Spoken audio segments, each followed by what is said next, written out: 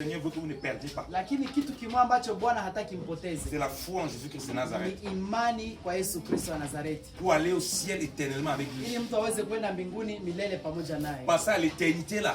Kupitiza umilele kule. Il y aura plus de massacres. Hakutakuwa kukata watu kule. On ne pourra plus venir brûler une maison. Hakutakuwa kuchoma nyumba ya mtu mbinguni. Il n'y a plus de souffrance. Hakutakuwa mateso yoyote. L'Écriture déclare Biblia inasema hivi. qu'il essuiera les larmes de nos yeux. Atapanguza kila chozi kwa macho Et yetu. nous qui avons persévéré ici sur cette terre. Sisi ambao tulidumu hapa kwenye Et dunia. qui avons gardé la foi en Jésus-Christ. Na tukalinda imani ndani ya Yesu Kristo. Garder l'espérance éternelle. Na kuchunga tumaini ya milele. Donc voilà pourquoi au-delà des faits que vous, on peut vous apporter la nourriture. Ndio maana zaidi ya gisi tunaweza kuwaletea chakula. Il faut que vous compreniez que la véritable nourriture c'est Jésus-Christ pour l'éternité. Nafahamu leo kwamba chakula cha kweli ni kuwa na Yesu Kristo ili kuishi naye Et milele. c'est ça que nous voulons que vous mangez tous les jours. Hii ndio tunataka mkule ya kila siku. Que vous mangez Christ. Mkule Kristo. Il a dit que si quelqu'un mange sa chair Alisema mtu akikula mwili wake et boit son sang, na kunywa damu yake il ne meurt plus. hata kufa tena. Il demeure éternellement. Ataishi milele. Il vit éternellement avec lui. Ataishi milele pamoja naye. Donc c'est le moment dont même pendant que vous êtes déplacé, Ndio maana ni wakati hata kama umekimbizwa de remettre vos vies en règle avec Dieu, si ce n'était pas en règle. kuleta maisha yako tena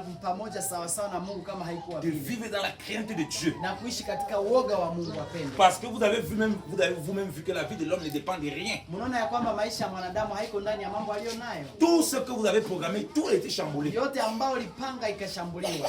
Et vous êtes tenté de pleurer. Na sasa mtu mmejipata kwenye Vous êtes machozi tenté de souffrir. na mnajipata kwenye mateso. Le Seigneur nous envoie pour vous donner la consolation. Mungu ametutuma ili tuwaletee faraja, Pourquoi vous essuyez vos larmes. ili mpanguze machozi. Jésus-Christ dans Matthieu chapitre 5, Yesu ndani ya Mathayo 5 il y avait une foulée de monter sur la montagne. kulikuwa kundi, lakini akapanda kwenye mlima Il a commencé à prêcher. na akaanza kuwahubiri. Il a dit, heureux vous qui êtes pauvres en esprit, Akasema heri ninyi maskini moyoni, car le royaume de Dieu est à vous. maana ufalme wa mbinguni ni Il wenu. a dit, heureux vous qui êtes affligés, Akasema heri ninyi mnaoteswa, vous qui pleurez, ninyi ambao mnalia leo, car vous serez consolés. maana mtafarijiwa. Donc il dit que ceux qui sont affligés, Anasema wale ambao wanapigwa il leo, dit qu'ils sont heureux. anasema ni wenye heri. Pourquoi ils doivent être heureux? Leo kwa nini wenye heri? Ceux qui pleurent, Wale wanaolia pourquoi ils doivent être heureux? kwa nini ni wenye heri?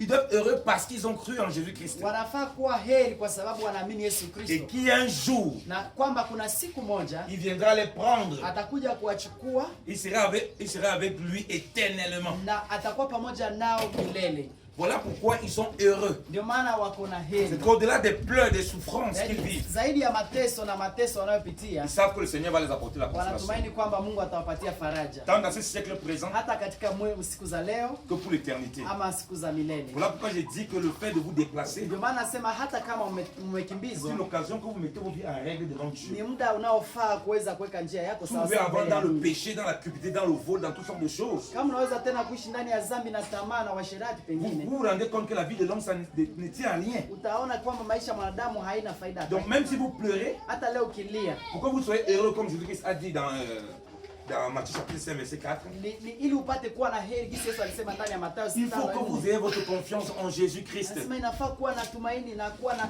tumaini ndani ya Yesu Parce que Kristo. quelqu'un qui pleure ne peut pas être heureux. Maana mwenyewe analia kwa kawaida haiwezi Selon kuwa na la furaha chair. katika hali ya Il mwili. faut quelque chose de plus Inafaa kuwa kitu kingine cha baadaye pour le rendre heureux éternellement. ili ipate kumpatia furaha ya milele. Parce que nous avons apporté la nourriture Juu tumeleta chakula pour essayer de consoler vos pleurs, ili kutuliza tu kulia kwenu vos afflictions. na hali ya mateso yenu, Mais c'est pour un moment. lakini ni kwa muda mchache tu. Mais Jésus dit que heureux ceux qui sont affligés, Lakini Yesu anasema heri wanaolia, heureux ceux qui pleurent, heri wanaoteseka wala car ils kulia, seront consolés. maana Et sa watafarijiwa. consolation, c'est Na éternel. ile ufaraja yake ni ya milele. Voilà pourquoi je vous demande de pleurer en Jésus-Christ. Ndio maana tunasema inafaa kulia ndani ya Yesu Kristo, C'est de vous attacher à lui, yaani kujiunga na Yesu Kristo pour qu'il vous donne la joie du salut ili éternel, apate kuwapatia furaha ya kweli ya uzima la milele. joie de l'espérance éternelle. Yaani furaha ya tumaini ya milele. Je ne suis pas venu ici Sikukuja hapa parce que je suis riche. kwa sababu niko mtajiri. Il y a la guerre ici. Leo huku kuko vita, Beaucoup même de Congolais qui habitent à Kinshasa ne viennent pas ici. hata wengine viko kule Kinshasa hawezi fika hapa Parce Beni. qu'ils considèrent que c'est trop dangereux ici. Juu wanaogopa hapa kwa kuogopa vita yeniko hapa. Ils veulent préserver leur vie. Wanapenda waokoe maisha yao. Quand les gens prennent la route, Lakini wakati mtu anachukua barabara depuis Beni Butembo ou bien Beni Goma, Goma, tout ça. Kutoka Beni, Goma kwa mfano. Ils ont peur pour leur vie. Kila mtu anaogopa hata kusafiri leo. Donc si Dieu m'a mené loin là-bas et que j'ai risqué ma vie. Kama anaweza kutoka hata Bulaya mpaka kie Pour Beni. vous montrer moi qui vis en Europe où il y a beaucoup d'opulence. Il y a beaucoup de richesses. Anahatarisha maisha yake ingawa kule kwao hata kuna utajiri wengine. Pour montrer que la vie de l'homme ne dépend de rien. Ili kuonesha ya kwamba maisha ya mwanadamu haina uhusiano na kitu. Parce que j'ai tout pour refuser. Maana ako na yote kuiacha. De venir ici. Juu akuye hapa. Je suis marié. Ako na mke. J'ai 5 enfants. Iko na watoto 5.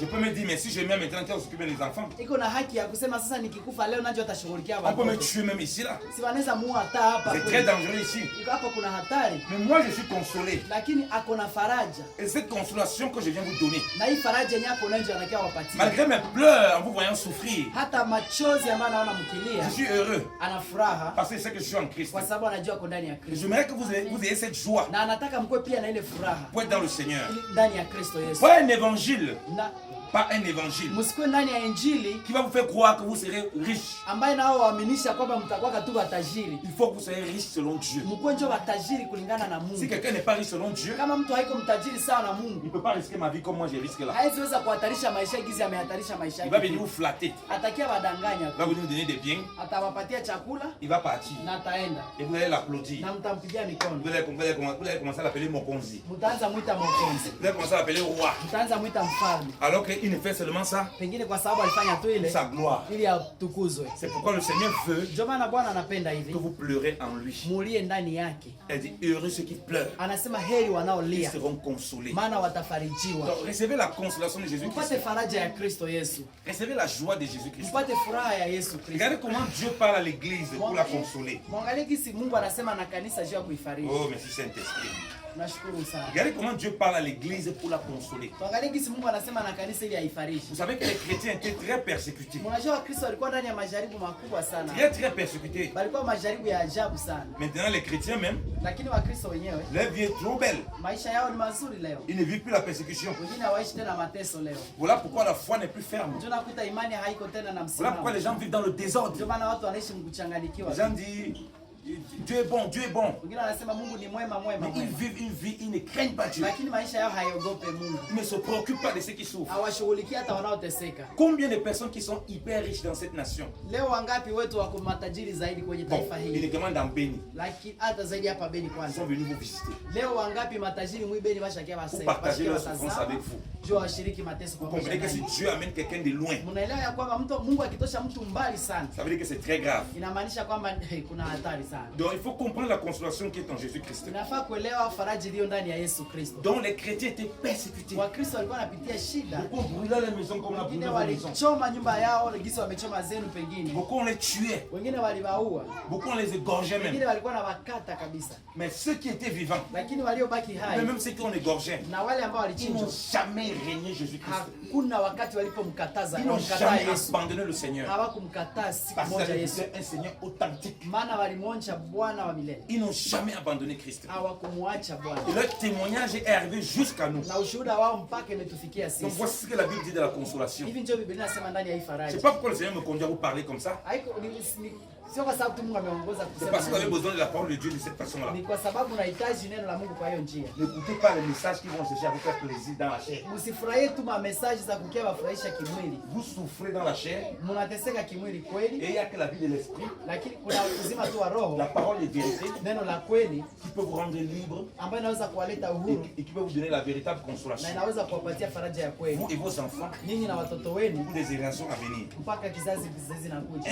1 Thessaloniciens chapitre 4, Watesalonika wa kwanza sura ya 4. il dit ceci, Biblia inasema hivi. à partir du verset 13. Pale kuanzia mstari wa 13. Oh mes frères, je ne veux point que vous ignorez ceux qui regardent, ceux qui dorment, Ndugu zangu, msio wajinga kwa wale ambao wamelala, afin que vous ne soyez point attristés comme les autres qui n'ont point d'espérance. ili msiteseke kama wengine wasio na tumaini. Afin que vous ne soyez point attristés comme les autres qui n'ont pas d'espérance. Ili msiteseke kama wengine wasio na tumaini. Les gens qui n'ont pas d'espérance, quand les personnes meurent, Wale wasio na tumaini, wakati wanapoona mtu ils anakufa, vivent toute leur vie dans le deuil. wanaishi kila siku yote ya maisha yao ndani Comme ya vous avez kulia. perdu certainement des familles famille, des amis. Ni kweli kama vile mlipoteza familia zenu na Mais marafiki. Dieu ne veut pas que vous soyez attristés comme ceux qui n'ont pas d'espérance. Lakini Mungu hataki muwe na huzuni kama watu wasio na Si tumaini. jamais vous avez cru en Jésus-Christ comme le Seigneur et le Sauveur, Kama kweli umemwamini Yesu Kristo kama Bwana na et Mwokozi, que vous êtes né de l'Esprit, na kwamba umezaliwa na Roho, et que vous marchez par l'Esprit, na kwamba unaongozwa na Roho, vous ne pouvez pas être attristés comme les autres. usihuzunike kama wengine. Vous allez être attristés, Utahuzunika, mais vous serez heureux. lakini utakuwa na heri Comme ndani yako. Jésus-Christ l'a dit. Kama vile Yesu alisema Que heureux qui sont affligés, kwamba alisema heri heureux ceux wanaoteseka, qui sont affligés, heri wanaoteseka ils seront consolés. maana watafarijiwa. Il dit au verset 14, Na pale kumstari wa car 14, si nous croyons que Jésus est mort et qu'il est ressuscité, maana tukiamini kwamba Yesu alikufa na alifufuka, de même aussi ceux qui dorment en Jésus,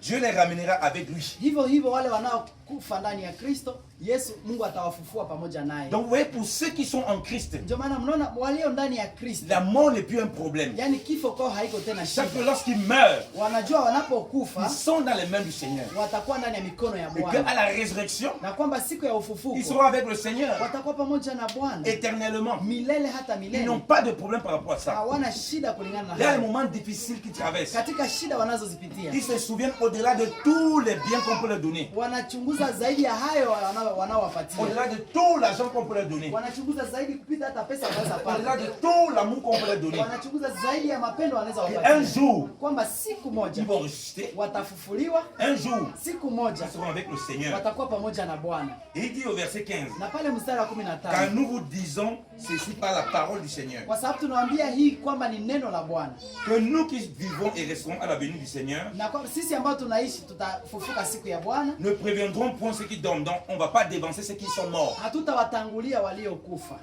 Il dit, car le Seigneur lui-même, avec un cri d'exhortation Maana Bwana anakuja na sauti ya kuimarisha, et une voix d'archange, na anakuja na sauti ya et malaika, avec la trompette de Dieu descendra du ciel. na atakuja na baragumu ya Mungu kutoka Donc, mbinguni. ça, on parle ici dans l'enlèvement. Hii wanaongelea kuhusu Il dit, unyakuzi wa parce qu'on kanisa. a l'espérance. Anasema kwa sababu On nous tunatumaini. rappelle qu'un jour, Jésus-Christ va venir Wanatukumbusha kwamba siku moja Bwana à la atarudi, voix d'un archange, na atakuja kwa sauti ya au malaika son de la trompette. na sauti ya tarumbeta na baragumu. Les morts en Christ Anasema waliokufa katika Kristo vont ressusciter. watafufuka, Il dit que nous qui sommes vivants, na sisi tulio hai on ne va pas les dévancer. hatutawatangulia. Il dit, et ceux qui sont morts en Christ ressusciteront premièrement. Anasema waliokufa ndani ya Kristo watafufuka kwanza, Puis nous qui vivrons na sisi ambao tutakuwa bado tuko hai et qui resteront na ambao tutabaki pale seront enlevés ensemble avec eux dans les nuées, tutanyakuliwa pamoja mawinguni au devant du Seigneur, mbele za Bwana en l'air. katika mawingu, Et ainsi nous serons toujours avec le na Seigneur. tutakuwa pamoja na Bwana milele. Alléluia. Amen. On dit que ceux qui sont morts Anasema waliokufa ressusciteront en premier. watafufuka kwanza, Ils ne waliokufa sont pas ndani ya morts en Yesu. vivant n'importe comment.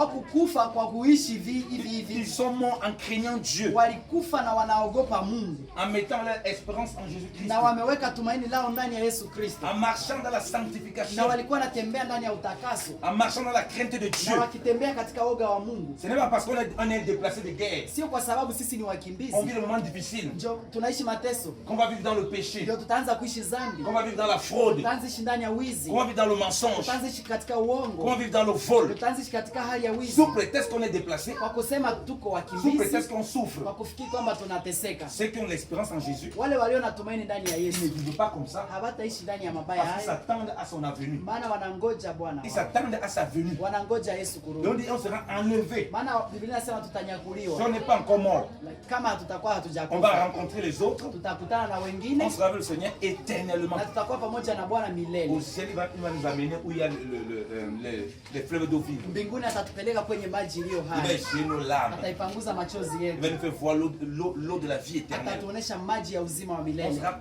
pleinement consolé. tutakuwa na faraja ya kweli milele. Et on dit quoi au verset 18? Pale mstari wa 18 C'est inasema, pourquoi ndio maana wapendwa, consolez-vous mfarijiane l'un l'autre nyinyi kwa nyinyi par ces paroles. kwa maneno haya. Voilà la véritable Hiyo ndio consolation. faraja ya kweli Pour celui qui wapendwa, attend le kwa Seigneur. mtu mwenye anangoya Mungu. Ces Thessaloniciens étaient persécutés, Hawa Tesalonika walikuwa wanatesewa sana, chassés de leur maison. walikuwa wanawafukuza hata manyumba, Parce qu'en Thessalonique, maana kule Tesalonika il y avait des Juifs kulikuwa ka Wayahudi qui persécutaient les chrétiens. walikuwa kanajaribu sana Donc ils étaient maltraités. Comme vous avez été maltraités.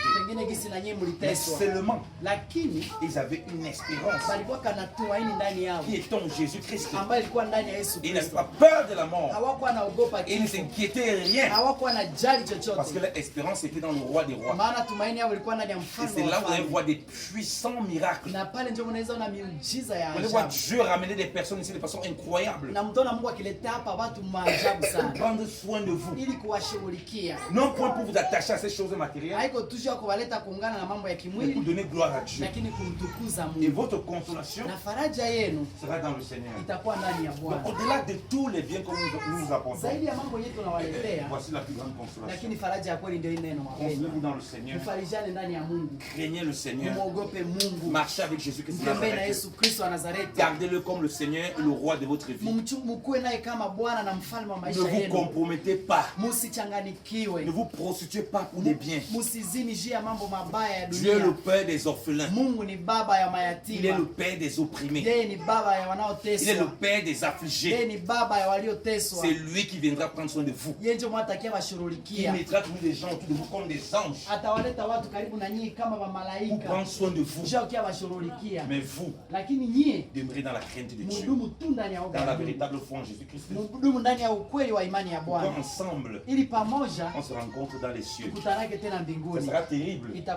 On nous apporte toutes ces consolations. On se voit au ciel ensemble. Que le Seigneur vous bénisse abondamment. Qui vous console par-dessus toutes choses. Nous vous aimons. Recevez l'amour du Seigneur. Et nous savons que vous nous aimez. Et que Dieu soit béni. Et que cet amour soit conduit dans la crainte du Seigneur. Afin qu'il soit glorifié au nom de Jésus. Soyez abondamment bénis au nom de Jésus. Amen.